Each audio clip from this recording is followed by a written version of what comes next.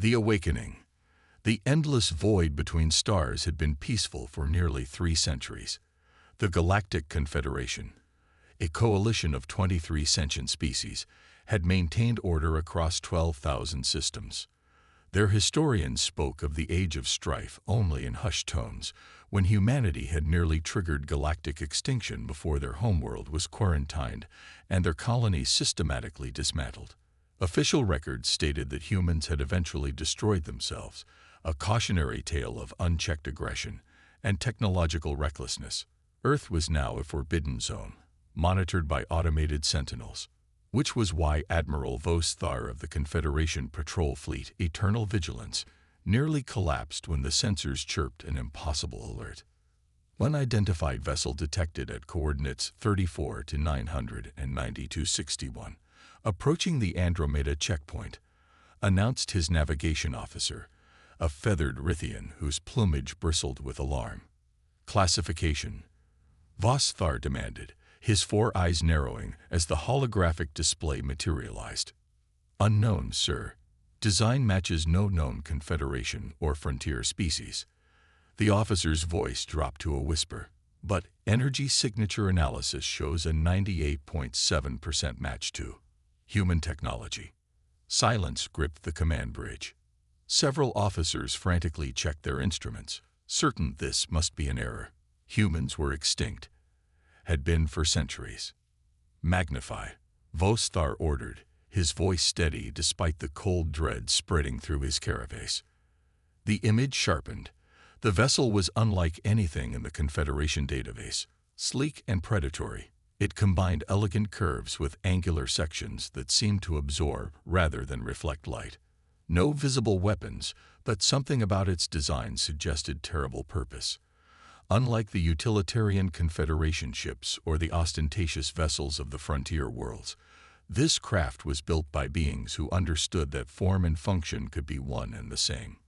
"It's broadcasting," said the communications officer, her tentacles trembling slightly. "Audio only." Vostar nodded, and the message played through the bridge speakers. "This is Captain Ilara Chen of the Earth vessel Defiance. We come in peace and seek diplomatic contact. Please respond." The voice was calm, measured, distinctly human but lacking the aggressive undertones that Confederation training materials associated with the species. Even more disturbing was that it came in perfect galactic standard, not the primitive human languages documented in the archives. "Open a channel," Vostar ordered.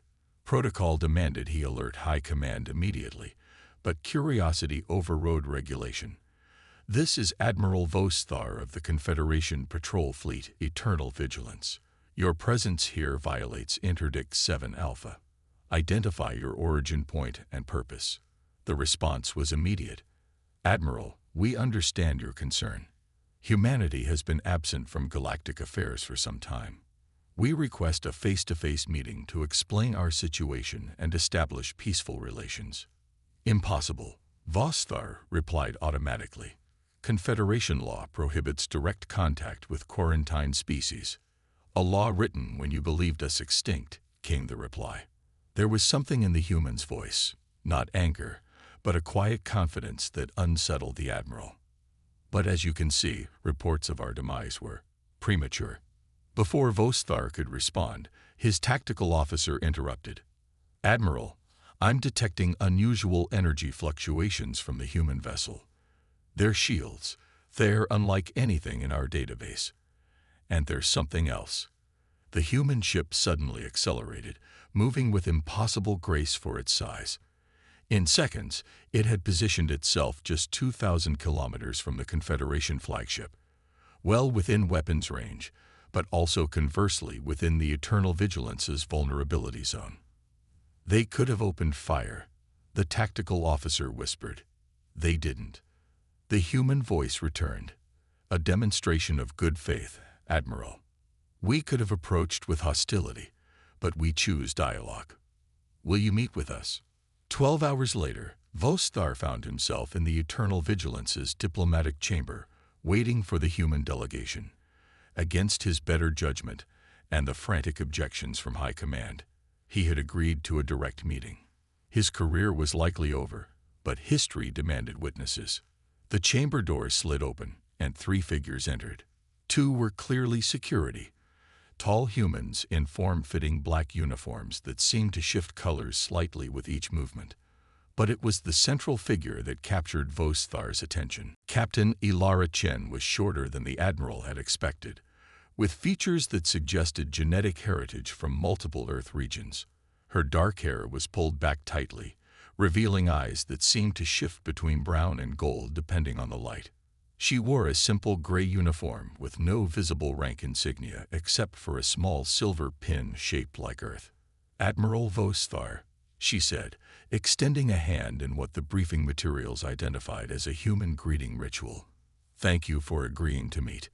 Vostar didn't take the offered hand, instead performing the traditional Confederation greeting of open palms. "Captain Chen, you understand that this meeting violates numerous protocols." "Some protocols deserve to be broken," she replied with a small smile, "especially those based on falsehoods. You claim humanity survived. How? Our records indicate Earth was quarantined after the Proxima incident, and all colonies were dismantled." Chen's expression hardened slightly. Earth was indeed quarantined, but not all of us were on Earth when the barriers went up, and not all colonies were found. "Impossible. The Confederation's sweep was thorough." "The Confederation found what it expected to find," Chen countered. "We're very good at hiding when we need to be." She gestured, and one of her security officers activated a small device. A holographic display bloomed between them, showing a star system Vostar didn't recognize. "Haven," Chen explained, "a system deliberately omitted from old Earth charts. When the quarantine came, several colony ships already in transit diverted there. We've spent centuries rebuilding, advancing, and watching." "Watching? For what purpose?" "To understand why we were abandoned," Chen said simply. "Why the Confederation quarantined Earth instead of helping when the climate cascade began. Why our distress calls were ignored." Vosthar's mandibles clicked in discomfort. Those were different times. The Proxima incident had just occurred. Humanity was deemed too dangerous. One rogue group triggered a stellar reaction at Proxima Centauri, Chen acknowledged. But the entire species was condemned for the actions of a few. "That's not justice, Admiral. That's fear." Before Vostar could respond, his communicator chimed urgently. "Admiral, we have a situation. Confederation battle group approaching at high speed. They're ordering us to withdraw and prepare for containment procedures." Chen's expression didn't change, but her eyes seemed to darken. "It seems your superiors have made their decision. Unfortunate." Vostar rose quickly. "You must surrender your vessel. I cannot protect you from a battle group." "We don't need protection, Admiral," Chen said calmly. "But you might." The deck trembled beneath them as the Eternal Vigilance's engines powered up. "What have you done?" Vostar demanded. "Nothing yet," Chen replied. "But I should warn you, the Defiance isn't just a ship. It's a statement." The security feed showing the exterior view activated automatically as battle stations were called. The image showed 5 Confederation dreadnoughts approaching in attack formation. But something was wrong with the image of the human vessel. It seemed to shimmer, its edges blurring. "Quantum displacement field," Chen explained. "One of many technologies we developed in isolation." The Defiance suddenly fractured into 3 identical vessels, each moving in different directions so smoothly it was impossible to tell which was the original. "Admiral," Chen said, her voice still calm, but now carrying an edge of steel, "I suggest you tell your battle group to stand down. We came in peace, but we are prepared for alternatives." "You're outnumbered," Vostar protested. "Are we?" Chen asked, raising an eyebrow. On the screen, dozens of spatial distortions appeared around the Confederation ships. Not vessels, at least not yet, but potential spaces where vessels could materialize at any moment. 3 centuries of isolation gave us time to think. Admiral, time to prepare, time to remember. Chen's eyes now definitely glowed with a faint golden light. "We remember everything." The lead Confederation dreadnought fired, plasma torpedoes streaking toward one of the Defiance duplicates. The torpedoes passed through harmlessly, a holographic projection. The real Defiance materialized directly above the dreadnought, so close the ships nearly touched. "Last chance, Admiral," Chen said quietly. "Peace or something else. Your Confederation started this story centuries ago by abandoning humanity. How it continues is up to you." As the battle group's weapons locked onto the Defiance, Vostar realized that the galaxy as he knew it had already changed forever. Humanity hadn't just survived. They had evolved. And now they had returned to a galaxy that had tried to forget them. The question was no longer whether humanity would rejoin galactic society, but what would remain of that society when they were finished. The Reckoning. The Confederation Council chamber on Nexus Prime hadn't seen such chaos in centuries. Representatives from all 23 member species argued frantically, their voices creating a cacophony that echoed through the vast hall. High Counselor Trelvox, an ancient Mithrian whose scales had long since faded from vibrant blue to pale gray, slammed his ceremonial staff against the floor repeatedly. "Order," he bellowed. "We must have order." Gradually, the chamber quieted, though tension remained thick in the air. "The situation is clear," Trelvox continued once he could be heard. "A human vessel has bypassed our quarantine systems and infiltrated Confederation space. Admiral Vostar's report confirms they possess technology beyond our current understanding."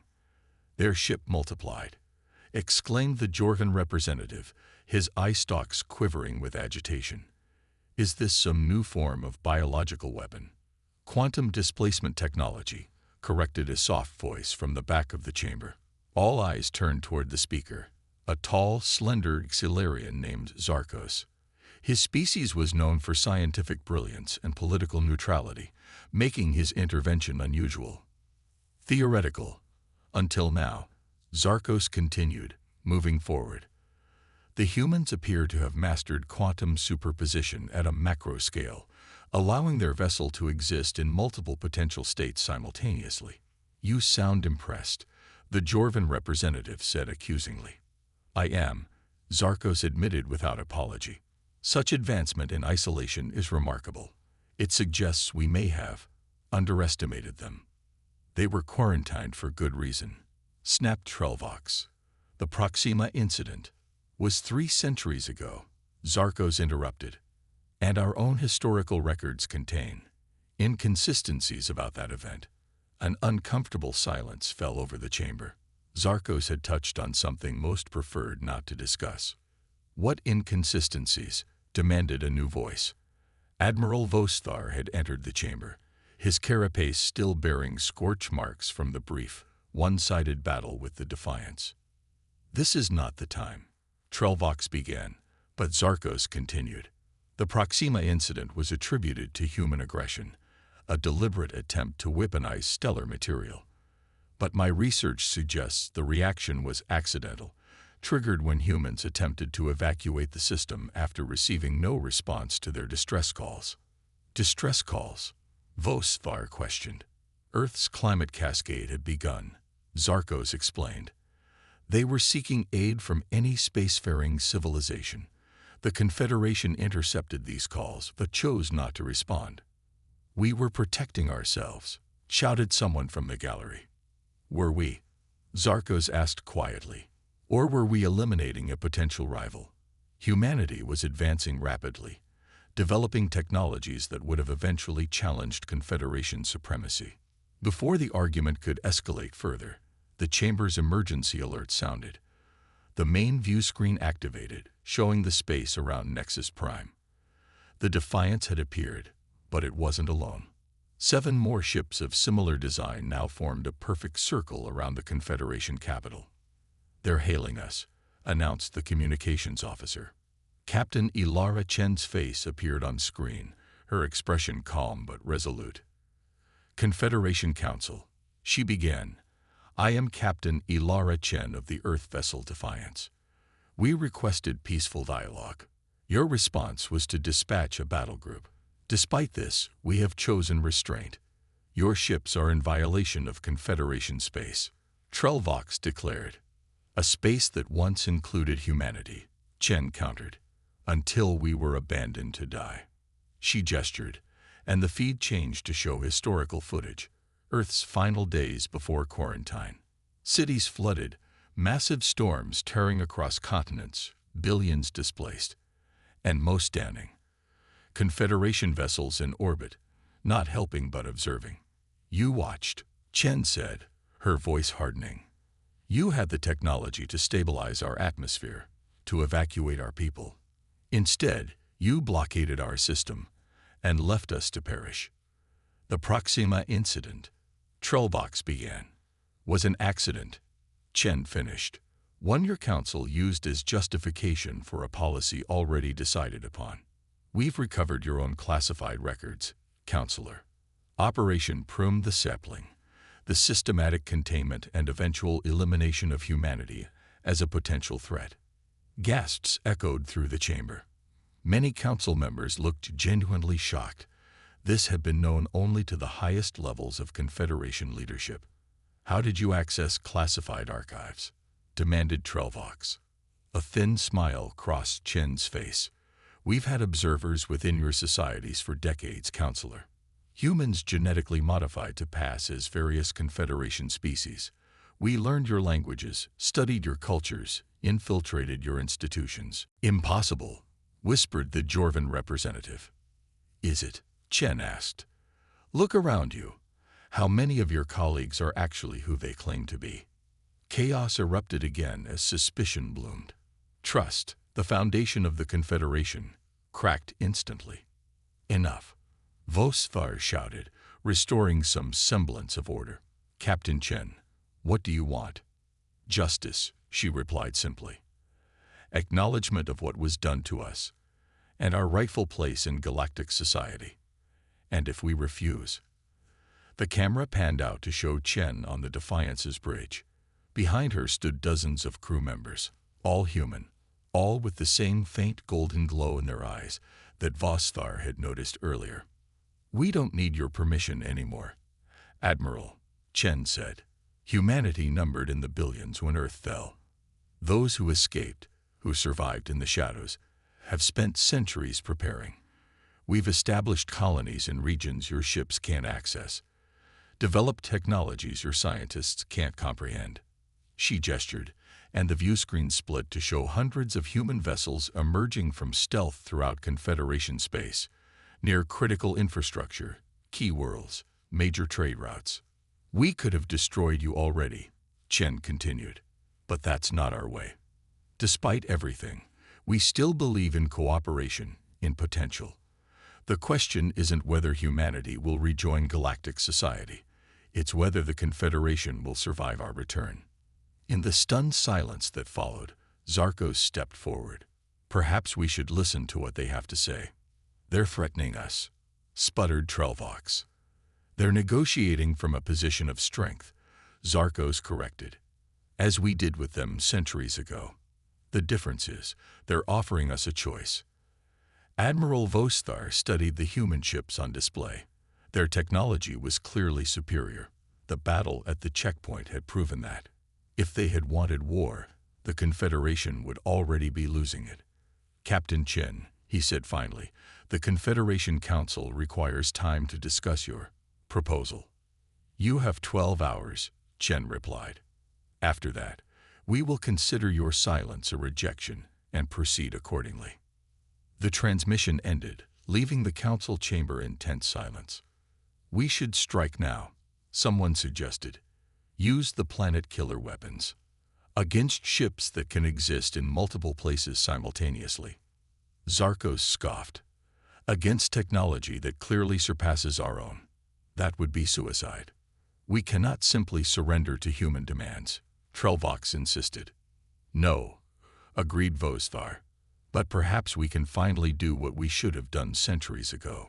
Treat them as equals.